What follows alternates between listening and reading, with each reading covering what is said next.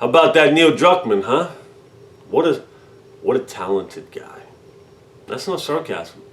Neil Druckmann and his team over at Naughty Dog are talented individuals. Now, there are going to be massive spoilers in this video, so let's get that out of the way. I'm going to go over the entire story. Well, not the entire story, but a lot of the story. And the reason I'm going to do this instead of the gameplay is because I didn't play the game.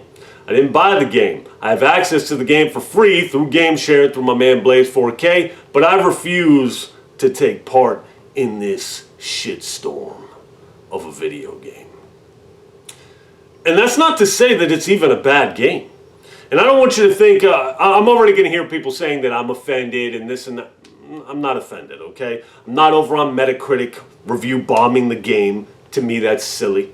I'm not outside with a sign up, Neil Druckmann betrayed us. I'm not on Neil's Twitter talking crap to him. I don't care. See, when I don't like something, I simply don't buy it. I don't play. You have it for free. I do have it for free. I'm showing you how easy it is to skip something if you don't like it. We don't need to play these games. These developers need us. It's not the other way around. Okay? You guys determine what these people do. We don't need them. Make the games that we want to play, or we don't play them. It's as simple as that. There are other things in life to get up in arms over other than video games. But that being said, Joel is probably, without a doubt, my favorite video game character of all time. I beat The Last of Us Part 1 twice on the PS3. I beat it 3 times on the PS4, 2 of which were on Grounded. Grounded Plus. I have the trophies for them. Okay, I'll put my PSN in the description. You can go see for yourself. Like 2.4% of players have beaten the game on Grounded Plus. And I didn't do this because I love the difficulty. I did this because I love the game. And I love the game because of the story. Because of the connection between Joel and Ellie. So if anybody has a right to complain about the direction this story went, it's me. Now, I watched a full story walkthrough. Like MK Fire and Ice or Ice and Fire, something like that. It's a 10-hour long clip. Or a 10-hour long video clip, idiot. And I watched like the first 5 hours. Now, the first 2 hours I already had covered because I saw what happened to Joel and I turned it off. But I was like, you know what, man? I gotta see what happens with the rest of this story. So let's jump right into it, okay? First, how they did Joel, super dirty. They did it for shock value. Or maybe they just wanted to spit on the people that love Joel. I don't know. I don't know the reason, you know? Maybe go ask Anita Sarkeesian. She might know. They spit on my man Joel after this girl beats his head in. It's got brain fragments of my guy all over a club. Neil Druckmann's little clone character spits on my guy. You know, for what reason? For no other reason than to just shit on him. And it's like, man, really?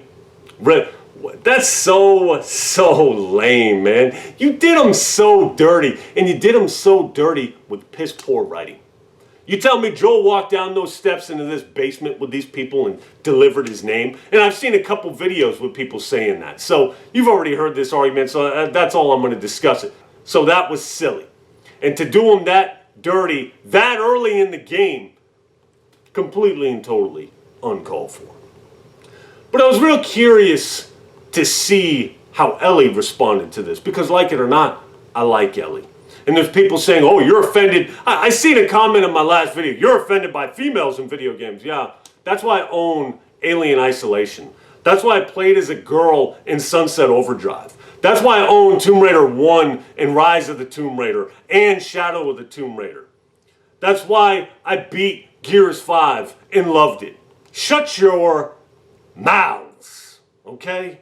Know what you're talking about before you open up your mouth or before you start writing in the comments. Within the first 10 minutes, you can smell the stench of Neil Druckmann's little agenda that he wants to push so much. Ellie calls this older guy a bigot, and it's like, who uses bigot other than 2020 kids? You know? Who? I've never heard this term. I know the term, but I've never heard this term in my existence. You know what I mean? Who uses this terminology? And it's just like, oh my God, is this going to be the whole game? You know what I mean? Really? So I took some notes, and I saw the sex scene.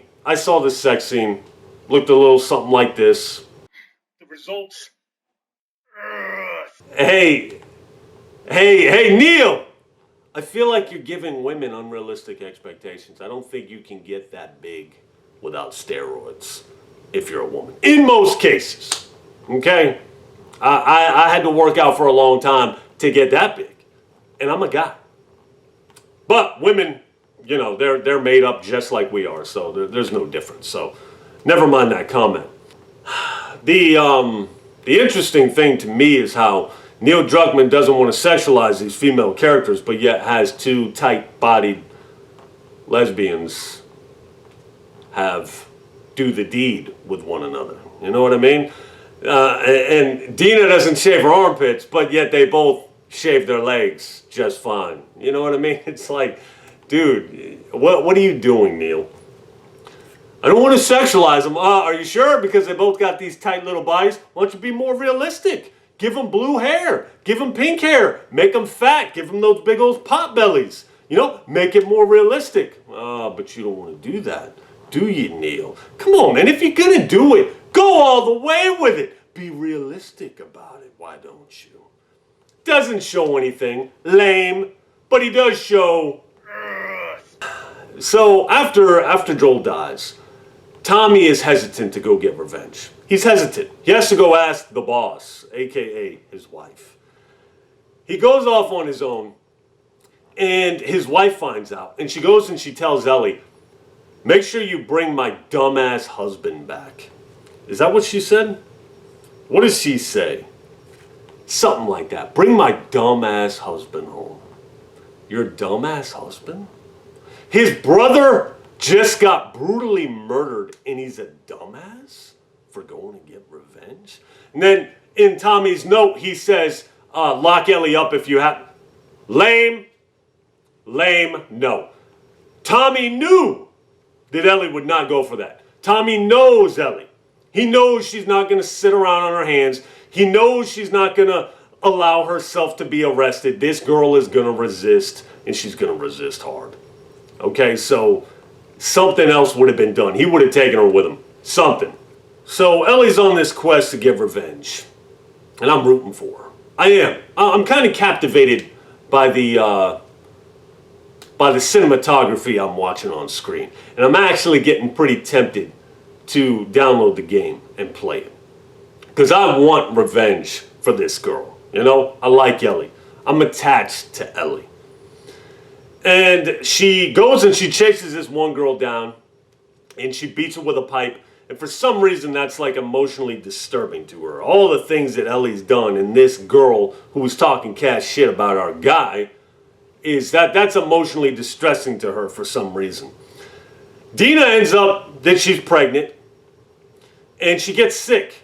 And at this point, I'm thinking, you know, I feel like Ellie would be a little bit more worried about Dina at this point in time, but she's not. She's still hell-bent on revenge. Hey, I like it. The Asian guy comes through to help. I like the Asian guy. The Asian guy proved to be a very supportive friend. I like that dude. I think all the characters have excellent voice acting. I think some of them were written well. Abby may be written well. The problem is, nobody cares about Abby.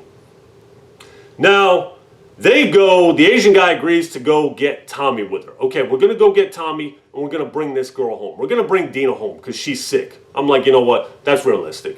I can go for that. They get to a crossroads, and the Asian guy's like, hey, they're talking about Tommy. Let's go for Tommy. And she's like, but Abby's this way. I'm going to go after Abby. I don't feel like Ellie would have made that decision. I just don't feel like she would have. I'm not saying that's poor writing. Maybe she's a little more motivated and driven by revenge than I thought she would have been, given the circumstances. But either way, Asian guy goes off on his own. She pursues Abby. She ends up killing Owen. That's Abby's little friend, and a pregnant girl. The Asian guy and Tommy come back for her, and they decide it's time to go back to Dina. Ellie drops her map and leaves it there right next to the two bodies that she just killed. One of which is a pregnant girl. Just leaves it there, and on this map, conveniently, is their location, like circled. We are here. We're right here. It's like, you know, who are you guys taking turns writing this shit? You know what I mean? Do you have a skilled writer and then a third grader? Or do you have a good writer and then Anita sitting next to you? So they go back, and then She-Hulk comes in, and she stomps Tommy. She kills the Asian guy, shoots him right in the head. And then it switches to Abby's gameplay. And I was like, damn! You know, I was just getting attached to the story, you know what I mean? So I start to watch Abby, and they're showing Abby in the woods with her dad, and Abby's most definitely a girl, by the way. And her dad's helping a zebra, and they tell her about Ellie, that they got this girl that's immune. So they go out, or the dad goes out, and he's talking to Marlene from the first game. And I forgot that Marlene knew Ellie her whole life. So she's like, if this was your daughter, what choice would you make? And he didn't answer. She asked him twice. Both times he didn't answer. Because we both know what he would do. Because Joel's decision was not made out of malice. It wasn't a malicious decision. It was a decision made from love. Was it the right decision? In his world it was. Absolutely in his world it was. So they show the little girl, they show Abby going in, they show the dad dead on the ground, and I just don't care. She's sitting there crying, sobbing, and I'm thinking to myself, well, this ain't my playthrough. Because in my playthrough, every last doctor in there was dead. Yes, the game gave you the option to kill them all. And I brutally murdered every last doctor in there. Because anybody that laid a hand on this girl's head with the intent to kill this young girl has to pay the price. So everybody burns. That's how it goes. So after that, it's just all Abby. Abby. So I start skimming. I'm like, wow, really? Skimming. I stop at certain parts here and there. You really want us to play as the devil? And I get what you're doing. You're trying to get us to see from her perspective, but don't you understand? Her perspective was crushed the second she beat Joel's brains in. We don't care. It's like my brother got killed, and then you put me on the jury to convict the person that killed him, even though my brother did something heinous to him. I don't care. He's my brother. That's why you don't put family members on the stand. Okay? There was a better way to do that. How about play as Abby before, do all this shit before, and then at the end have her kill Joel? It still would have been disgusting, but at least it would have been more tolerable. So I keep skipping, and I get to the part where Abby goes and destroys Tommy, the Asian guy, Ellie, and Dina. And she beats the brakes off Ellie, man. And then she picks up Dina, she's about to cut her throat, and this little kid's like, Abby, no. No, I said little kid because I don't even know if it's a boy or a girl, and I don't want to assume their gender. She spares her. She doesn't kill Dina. Time goes on, and Ellie's conflicted. You know, Ellie's really being tortured. Tommy's still alive. He got shot in the back of the head. And he comes and he throws down a map and he says, hey, I heard talks about where Abby's at. She's right here. You know? And then he starts like instigating this girl to go. I feel like that's unrealistic. Listen, people, if you know anything about Joel, because I know Joel's character, Joel would have never, ever wanted Ellie to spend 1 second getting revenge on his behalf. He would have never wanted that for Ellie. Ever. Joel loved that girl more than life itself. And I remember, before I even seen this story, I remember telling LJ about The Last of Us. I told him, and LJ can confirm this shit, I told him Joel would burn the world 1,000 times over to save Ellie's life. Because without Ellie, there is no world. Think about it. It's like asking me, would you sacrifice your daughter to save this? What? No. And well, like my man Vic, but she's not his daughter. Yeah, tell that to Joel. Yes, it was. In his mind, in his heart, that was his baby girl. And ain't nobody touching her. Ain't nobody touching a hair on this girl's head. So they do some flashbacks, and this is by far and away the best element of the game, the flashbacks. You see the love Joel has for this little girl. And it's really depressing, man, you know, watching Joel. And I see some gameplay. He keeps a lot of the gameplay, and the gameplay is brutal. Anybody complaining that the game's too violent? I'll talk about you another time, okay? The brutality is just the way it's supposed to be. But the depressing aspect of the game is watching how much Joel cares for this little girl, man. He loves her so much. And then she finds out about the fireflies. And it's so well acted. And she asks Joel to tell her the truth, and he tells her. It's just heartbreaking, man. It really is. I feel so bad for Joel. I feel bad for Ellie, too. She felt like she wanted her life to mean something, you know? She wanted her life to have meaning. And she feels like Joel took that from her. But it's like, for Joel, there is no life without you, girl. It's just so... It's so depressing, man. So I'm watching, I'm like, you know what, man? This is realistic. This is the way it would have gone down if she found out. And it's like, Ellie, from one end, everybody wants their life to mean something. But ask yourself this, Ellie. If you were to be able to make that decision, would you still make it if nobody would ever know your name? If you weren't going to get the credit that you laid down your life. No, the scientists are going to say they made a vaccine. They made a vaccine, not you. Your name's never even going to be mentioned. Would you still do it? You know what I mean? Would you still save everybody if you weren't going to get any credit for it? And I'm not saying that that's what her intention was, but a lot of people, like, they're not going to sacrifice unless they feel like they're going to be remembered for their sacrifice. So these parts of the story are very well written, and her and Joel's relationship falls apart after that, and that's the true tragedy of this game's story. It's not Abby. The fact that they make you play as Abby for so long, that's just poor story direction. That's all that is.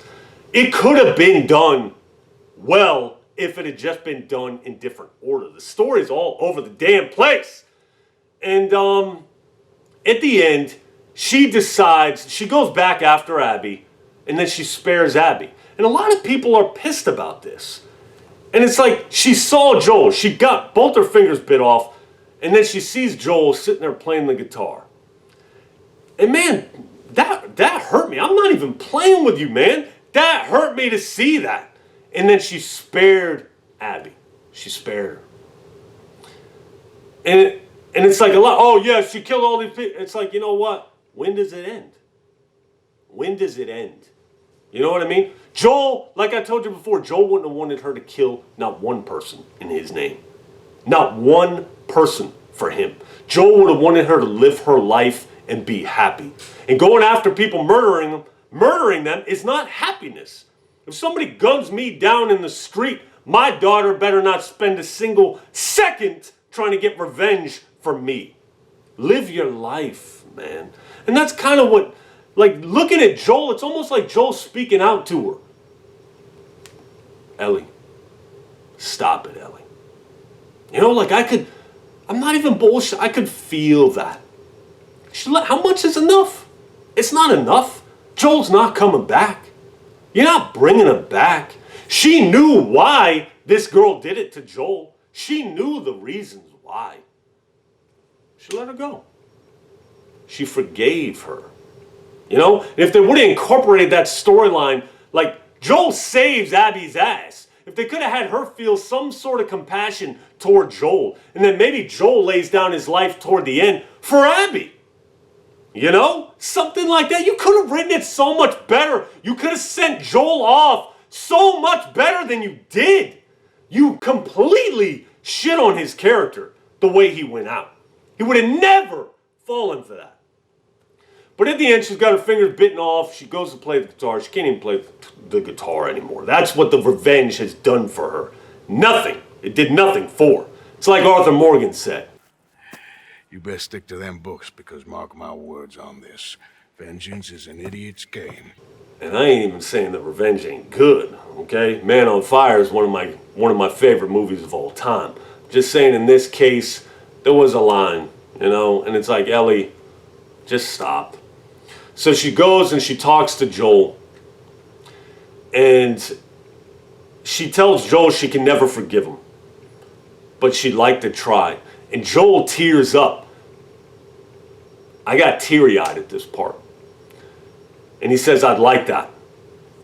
And I'm sitting there waiting for it. I'm waiting for it. And then it ends. She walks off and the story ends. The game ends.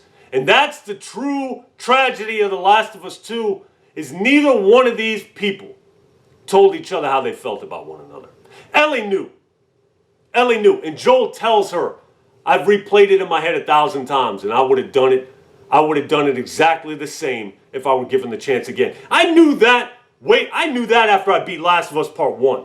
I didn't need Part 2 to tell me that. I knew just from how Joel conducted himself, just from his actions. But I'm like, tell this girl, man. Tell her you love her. Tell her you love her. And Ellie, she doesn't. I don't feel like Joel knew how much this guy meant to her, man. I feel like he went out without knowing how much Ellie loved him. And that is the true tragedy of The Last of Us Part 2 story. I'll let you.